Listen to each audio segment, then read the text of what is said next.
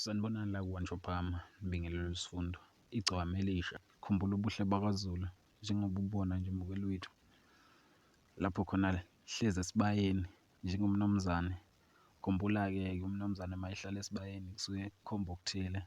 Ngabe ukuthi indodakazi yakhe izolotsholwa noma kuwumemulo. Singasazi-ke igcokama Elisha noma belisemamulweni noma belisemcimbini thizeni kodwa wesiZulu elikhombisa nje ukuthi likhombisa ubuhle nje bakwaZulu sokuthi nje kwaZulu kuphilwa kanjani.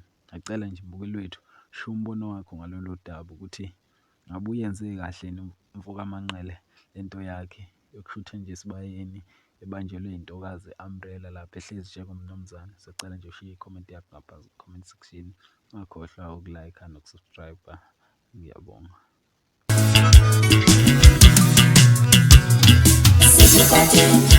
Sikikotin, silahle lezimbazo, sibala amabhola.